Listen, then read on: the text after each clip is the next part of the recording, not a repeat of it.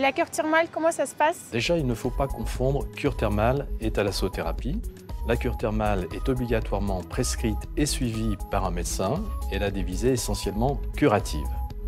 À ce titre, une cure se déroule sur 18 jours de soins continus et chaque journée est organisée entre soins, activité physique et repos. Les soins sont généralement dispensés le matin et durent en moyenne 2 à 3 heures à raison de 4 à 6 soins par jour. Selon la prescription, les soins peuvent être individuels ou collectifs. C'est donc votre médecin, qu'il s'agisse d'un généraliste ou d'un spécialiste, qui peut prescrire une cure thermale en remplissant un formulaire CERFA de demande de prise en charge que vous compléterez. Les soins thermaux, quant à eux, sont prescrits sur place par le médecin thermal que vous rencontrez le jour de votre arrivée. Lors de la première consultation, vous devrez vous munir de votre accord de prise en charge et de votre dossier médical complet. À ce moment-là, le médecin thermal vérifie votre état de santé, s'assure de l'absence de contre-indication et en fonction de votre pathologie, programme un planning de soins personnalisés. Au cours de votre cure, 2 autres visites médicales sont proposées, l'une au milieu et l'autre en fin de séjour. Combien coûte une cure thermale? Alors pour un curiste qui doit s'héberger, le reste à charge moyen d'une cure est de l'ordre de 1 100 €, une partie du coût des soins et en règle générale la totalité des frais de transport et d'hébergement et choix aux patients. Le forfait thermal de 80 € pour les 3 consultations de suivi d'une pathologie est remboursé à hauteur de 70%. Les soins, eux, sont pris en charge à hauteur de 65% du tarif forfaitaire de responsabilité.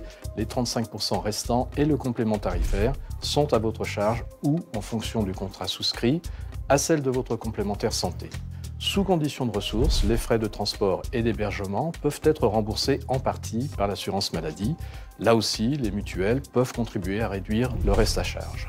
Sachez aussi qu'il existe des cas particuliers dans lesquels certains frais liés à votre cure peuvent être pris en charge à 100%. C'est le cas si vous traitez une infection de longue durée ou si vous avez été victime d'un accident du travail ou d'une maladie professionnelle. De la même manière, les modalités de remboursement diffèrent s'il s'agit d'une cure avec hospitalisation ou d'une cure pour un enfant placé en maison d'enfants à caractère sanitaire. Il faut savoir qu'en règle générale, une seule cure de 18 jours de soins est remboursée par an et par patient.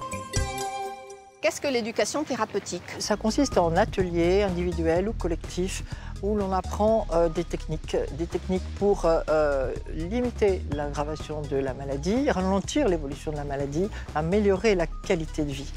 Et il y a deux aspects dans cette éducation thérapeutique. Le premier, c'est bien connaître et bien gérer sa maladie.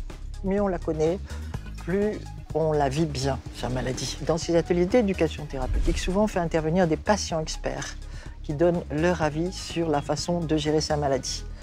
Et le deuxième aspect, c'est l'aspect prévention, qualité de vie, où on apprend les techniques du bien manger, manger santé, alimentation santé, bien bouger. Dans les maladies comme l'arthrose, par exemple, qui sont douloureuses, on a tendance à penser qu'il ne faut pas bouger. Maintenant, on sait que c'est le contraire. Il faut absolument bouger. L'exercice physique est très important dans toutes les pathologies chroniques. Donc l'exercice physique, ça doit être agréable. Ça peut aller du yoga à la danse, en passant par le jardinage. Quelque chose qu'on aime et qui va procurer du plaisir.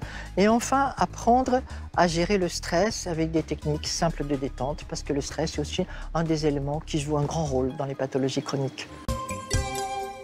Le thermalisme peut-il aider au sevrage? On va prendre l'exemple des benzodiazépines.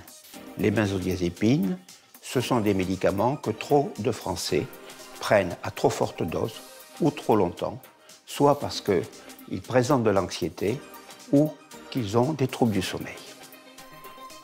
Lorsque l'on met à profit la diminution de l'anxiété, l'amélioration du sommeil que procure la cure thermale et qu'on la combine avec des techniques thérapeutiques destinées à modifier le comportement des personnes, on va pouvoir garantir un succès dans le sevrage de benzodiazépines.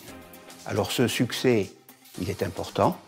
Il est important d'abord pour le patient parce qu'il va réduire le risque d'un certain nombre d'événements fâcheux, des chutes bien sûr, mais également l'élément de favoriser la survenue d'une maladie d'Alzheimer. Le bénéfice, il est également pour la collectivité, en particulier pour l'assurance maladie, car on va réduire les coûts de santé qui sont liées à la consommation de ces produits.